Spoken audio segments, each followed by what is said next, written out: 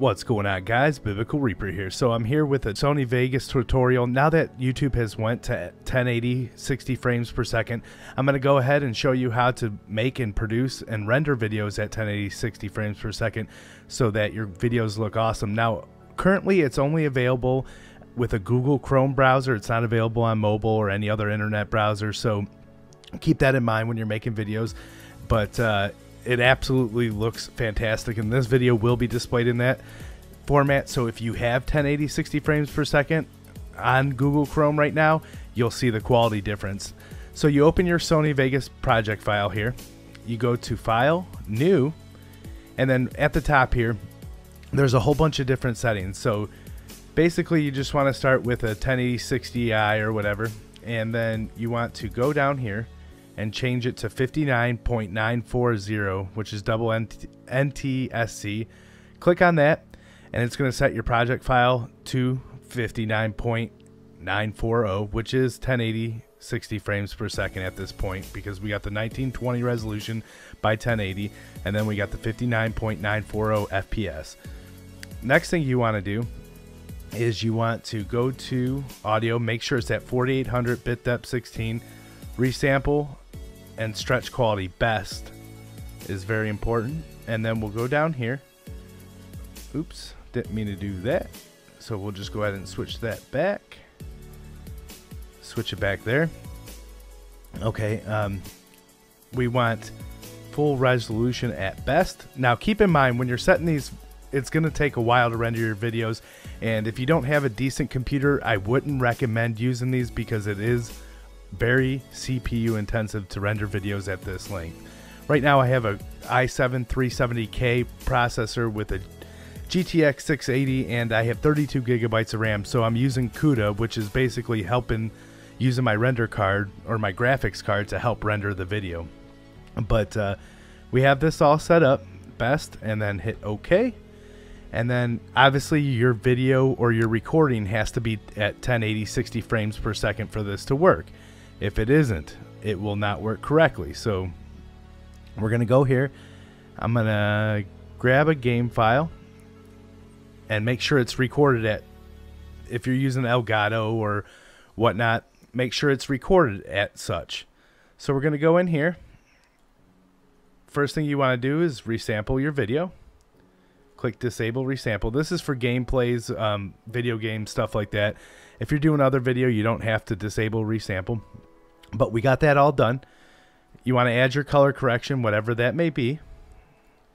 So we'll go in here, add some color correction. Now I have two monitors playing, so you don't, when stuff's popping up, that's why it's on the other monitor. But we'll just add, you know, some of this for right now, just to give you an example. And that's very good. Okay, so we got this in here. We disabled resample, I believe. Yep. Okay, now when you go to render the video, you click File, and this is important, Render As. Now I also have these templates already set up, but when you go in here and you go to click you want to be under, I'm using main concept AVC AAC MP4, so you want it to render an MP4. But basically you can take anything that has a 1080 template, and then what you're going to want to do once you get to it, you customize template. And then once you customize template, you want the frame rate right here to be 59.94. Going down here, now encode render using CPU. Now I want to put CUDA. So if you have a decent graphics card, if you render in CUDA, it'll actually speed up your render times, believe it or not. So then we'll go over to the audio, 4800 bitrate, 192,000, which is very high. And then if you don't know if your graphics card is incapable of or capable of rendering with it, you just want to check your GPU, and then it'll say CUDA is available or it'll say CUDA is not available. So I can render with my graphics card along with my CPU to help it out to quicken the render times. So we got all this set up. And then what we're going to go ahead and is click OK, and go ahead and click on render. Now as you see, I'm going to do a time lapse, and we'll be right back when it's done, and then I'm going to show you actually the finished product in this video of what it actually looks like when you render Call of Duty at 1080 60 frames per second. Be right back. Okay, we're all back. Now, as you see, the lapse time, this footage is 27 seconds long.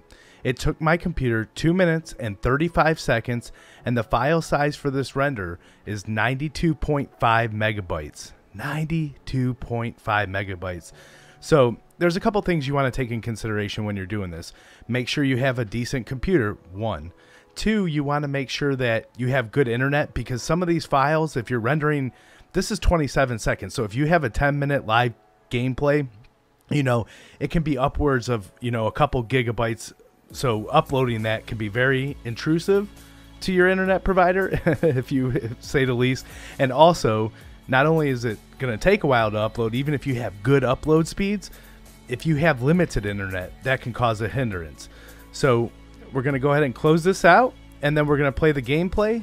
And hope you guys enjoyed the tutorial. Like I said, you know, just because this started happening on YouTube, I thought that I would give some people help, because not everybody knows how to do it. So if you like the video for me. And I know this is not out of the normal Call of Duty stuff, but I think a lot of people appreciate this. And if you're new around here, click that subscribe button. I'm out, Biblical Reaper style. Thanks, guys.